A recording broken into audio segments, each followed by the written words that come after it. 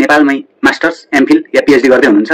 यदि हुनुहुन्छ भने आज मैले तपाईहरुको लागि एउटा गुड न्यूज लिएर आएको छु। खासमा एउटा हैन, दुईटा। भिडियोलाई स्किप नगरी हेर्नु होला, तपाईलाई केही फाइदा हुन सक्छ। यदि तपाई पनि मास्टर्स वा त्योभन्दा माथिल्लो लेभलमा पढ्दै हुनुहुन्छ भने तपाईलाई आफ्नो थेसिसको रिसर्च गर्नलाई फाइनान्शियल ग्रान्टको सपोर्ट पाउन सक्नुहुन्छ।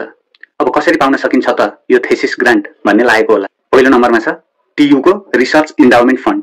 यसले थेसिस डाइसर्टेसन ग्रान्ट प्रोजेक्टका लागि रिसर्च प्रपोजल सबमिट गर्नलाई एप्लिकेसन खोलाइसकेको छ। तपाई टीयू कै कुनै क्याम्पसमा मास्टर्स, एमफिल र पीएचडी गर्दै हुनुहुन्छ भने मात्र यसमा एप्लाई गर्न मिल्छ। यसमा एप्लाई गर्नका लागि चाहिने सबै इन्फर्मेसनहरु यो डकुमेन्टमा दिएको छ। यसको लिंक डिस्क्रिप्सनमा राख्दिन्छु, चेक गर्नु होला र चाँडै एप्लाई गर्नु होला। यसको डेडलाइन पुस 2 गते 4 बजेसम्म मात्र हो नि। अब अर्को रिसर्च ग्रान्ट हो centre of research for environment, energy and वाटरले दिने क्र्यू रिसर्च ग्रान्ट।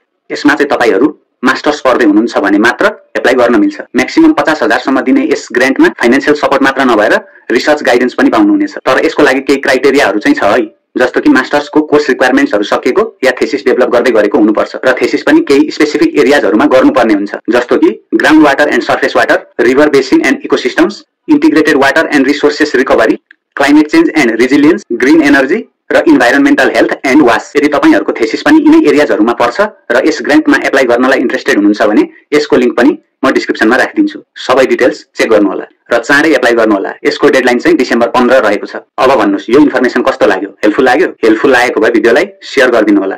अब अन्तिममा फलो पनि गरि नै दिनुस्।